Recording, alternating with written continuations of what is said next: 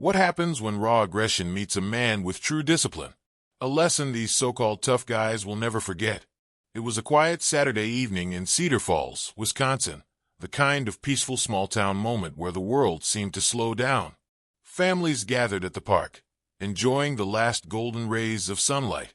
Old friends sat on wooden benches, swapping stories about days gone by, while children chased soccer balls, their laughter ringing through the air. At the far end of the park, under the sprawling branches of a weathered oak tree, Mark Reynolds sat alone, a well-dressed man in his late 40s. He looked out of place among the casual joggers and picnicking families. His crisp white shirt, neatly tucked into tailored slacks, and polished leather shoes suggested he had just come from an important meeting. But Mark wasn't here for business or leisure. He was here for his son, Ethan, who was finishing up soccer practice across the field. Mark had never been one to draw attention to himself. He moved through life with quiet confidence, a man of measured words and deliberate actions. Years of training, discipline, and experience had molded him into someone who didn't need to prove anything. He simply observed, processed, and acted when necessary. But tonight, someone else was paying attention. A low, rolling thunder broke the evening calm. Motorcycles. 5 of them. The sound grew louder, cutting through the laughter and chatter like a blade. Heads turned briefly, but no one paid much mind. Just another group of bikers passing through, their engines grumbling as they rumbled into the parking lot. But Mark knew better. This wasn't just a pit stop. The way they moved, the way their eyes scanned the crowd. These men weren't here to enjoy the scenery. They were looking for something, or someone. Mark closed his book, setting it carefully beside him. He didn't react immediately. Instead, he took a deep breath, steadying himself, reading the situation. Years of experience had taught him one thing above all: patience. You don't rush to conclusions, and you never act on impulse. You observe, you wait, and when the moment calls for it, you respond. The 5 bikers dismounted, their leather jackets creaking as they stepped onto the pavement. They were rough-looking men, grizzled beards, faded tattoos, and worn-out boots. Their movements were slow, deliberate, confident in a way that suggested they were used to being in charge. They weren't laughing or joking with one another. They were scanning the area, sizing up the park's visitors. Mark felt their eyes land on him. He didn't move. He didn't need to. The leader, a broad-shouldered man with a shaved head and a scar running down his jaw, nudged his friend and murmured something. A smirk tugged at the corners of his lips. They had found their mark. The tension in the air thickened, though no one else seemed to notice. Parents continued chatting on the sidelines. Kids still ran after soccer balls. Life moved on, oblivious to the quiet storm building at the edge of the field. Mark let out a slow breath. He knew what was coming. He had seen this before, more times than he cared to count, and he knew exactly how it was going to end. Red Circle, have you ever had an encounter where someone tried to test your patience or intimidate you? How did you react? Drop a comment below, and let's discuss. And before we continue, if you enjoy stories that reveal the true strength of character, make sure to like, share, and subscribe to the channel. Because today, you're about to witness something extraordinary. The 5 bikers parked near the soccer field, their movement slow and deliberate as they swung their legs over their bikes and planted their boots on the ground. They didn't speak. No laughter, no casual banter. Just the steady, calculating glances of men who knew they were being watched and didn't care. They weren't here to blend in. They were here for something, or someone. Then they saw Mark, a large, bald man, clearly the leader, gave a subtle nod toward him, elbowing the man beside him. The signal was small, almost imperceptible, but the effect was immediate. The group shifted direction, heading straight for the man sitting under the oak tree. Mark sensed them before he saw them. Years of training had honed his instincts to recognize when the air changed, when the atmosphere carried something just a little heavier than before. He didn't react immediately. Instead, he closed his book, marking his place with a careful crease in the page, and placed it beside him on the bench. His fingers briefly tightened around the armrest, then relaxed. Whatever was coming, he would meet it head-on. The bikers encircled him, their boots crunching the gravel in a slow, menacing rhythm. The leader took a step forward, a smirk pulling at his lips as he loomed over Mark. "You lost, old man." The voice was rough, like sandpaper dragged across steel. It wasn't a question. It was an invitation. To play along, to react, to do something stupid. Mark met his gaze, his expression unreadable.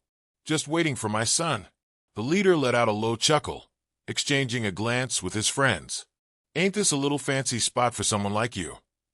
Mark didn't flinch. He didn't need to. He knew the golden rule of confrontation: never show weakness. Never escalate unnecessarily. "It's a public park," he replied evenly, his voice carrying no emotion beyond simple fact. The biker took another step closer, his breath thick with the scent of stale cigarettes and cheap whiskey. "Smart mouth. You think you're better than us." Mark could feel the heat of their stares, the way they were waiting for a reaction. It wasn't about his answer. It was about whether he would flinch, whether he would give them the satisfaction of intimidation. He let the moment stretch, just long enough to make them uncomfortable before glancing around, assessing the situation. The park was still alive with activity, kids laughing, parents chatting, but no one was paying attention. They had chosen their moment well. Then, a voice cut through the tension. "Hey, leave him alone." All eyes turned toward the source. Ethan, standing just a few yards away, his soccer uniform damp with sweat, his stance rigid with defiance. He had been watching. He had seen the way they moved, the way they surrounded his father, and he had spoken before he had the chance to consider the consequences.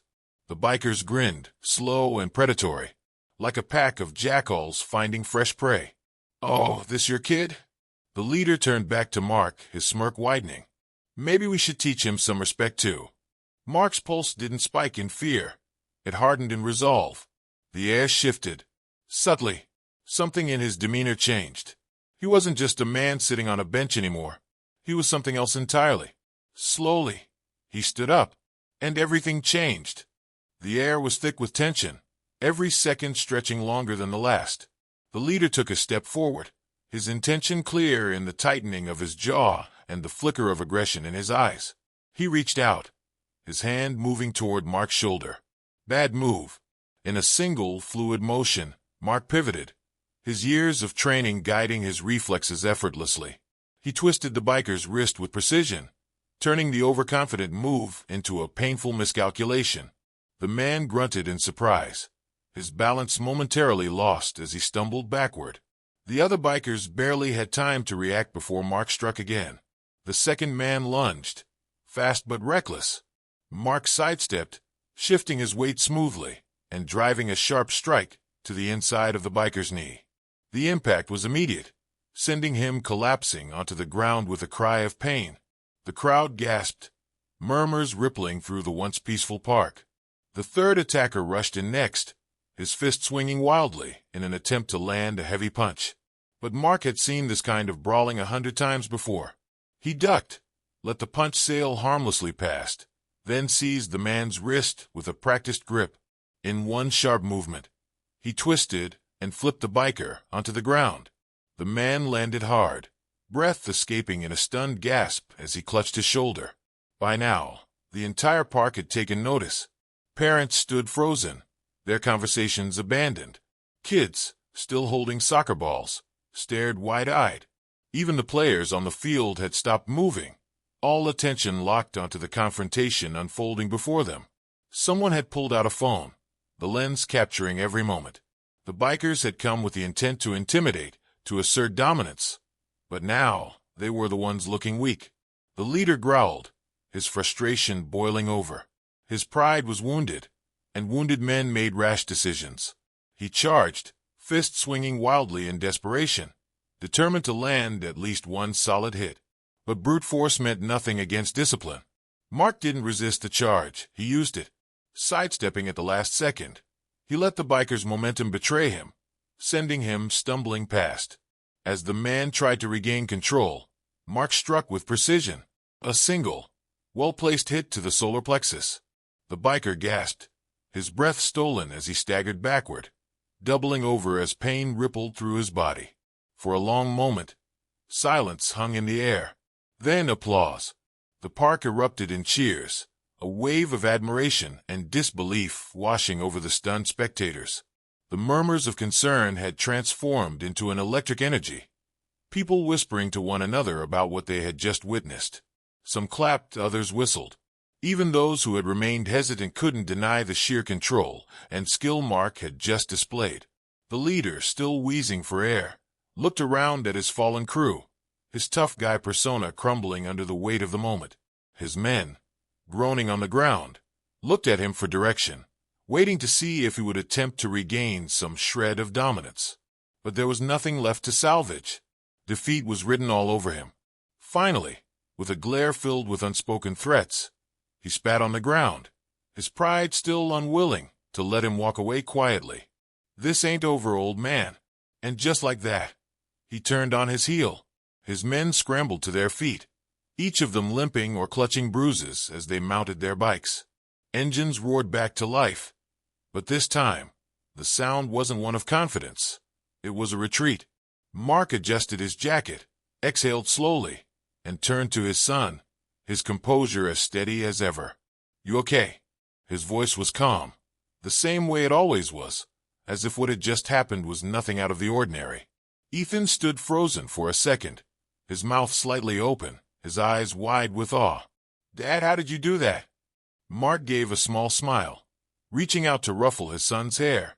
"Discipline, son. Always discipline."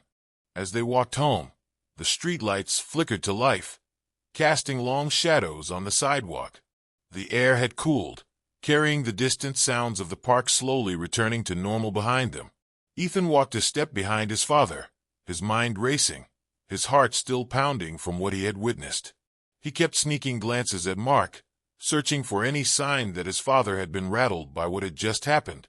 But Mark walked as he always did, steady, composed, like nothing in the world could shake him.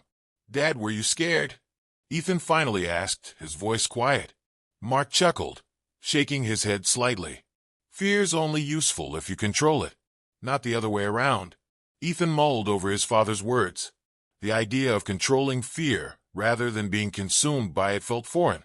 He had felt fear back there, pure, overwhelming fear that had made his stomach twist and his hands tremble. But his father had been different, calm, focused, as if every movement had been calculated before it even happened. "But what if they come back?" Ethan asked, his brow furrowing. Mark slowed his pace and turned to face his son, placing a firm hand on his shoulder. "Then we deal with it. But remember, fighting is the last resort. The real power? That's knowing when to stand and when to walk away." Ethan nodded, though his mind still spun with questions. He had never seen his father like that before, never realized how much control and confidence he carried. He had always known Mark was strong, but this was different. This was something more than just physical power. It was the kind of strength that didn't need to announce itself, the kind that could turn chaos into order with nothing more than presence. They walked on in silence for a few more moments before Ethan spoke again. "How did you learn all that? The way you moved, the way you knew exactly what to do?" Mark smiled, his eyes softening as he looked down at his son.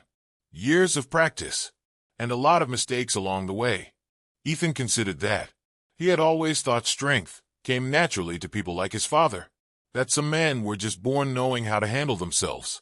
But hearing Mark admit to mistakes, to years of learning, made it seem like something real, something that could be earned rather than simply given. "So, you weren't always this good?" Mark chuckled again. "Not even close. I've been knocked down plenty of times. But every time I got back up, I learned something. That's what makes you stronger. Not how hard you hit, but how well you get back up." Ethan let the words settle in. They made sense in a way he hadn't considered before. Strength wasn't about being invincible. It was about resilience, about knowing when to act and when to hold back. He thought back to the way his father had handled the bikers. He hadn't fought out of anger or pride. He had fought only when there was no other option, and even then, it had been with control, with precision. They reached their house, the porch light glowing warmly in the dusk. As Mark reached for the door, Ethan stopped him. "Dad, I want to learn. Not just how to fight, but how to be like you, how to stay calm, how to know what to do. Mark studied his son for a moment before nodding. All right, we start tomorrow. But remember, it's not about fighting. It's about discipline, about knowing yourself first. Everything else comes after. Ethan nodded, a small, determined smile crossing his face. I understand. Mark patted his son's shoulder one last time before stepping inside. The night had been full of lessons for both of them, and as Ethan followed his father inside, he knew one thing for sure. He had just taken the first step toward becoming the kind of man he had always admired. Looking back on everything that happened, it becomes clear that true strength is never about how much power you can unleash, but how well you can control it. Mark never once lost his composure, never let his emotions dictate his actions. That's what discipline is, the ability to stay calm under pressure, to think clearly when chaos surrounds you. And that's the kind of strength that lasts. Fear is natural. It's part of being human. But fear itself isn't the real problem. It's what you do with it that defines you.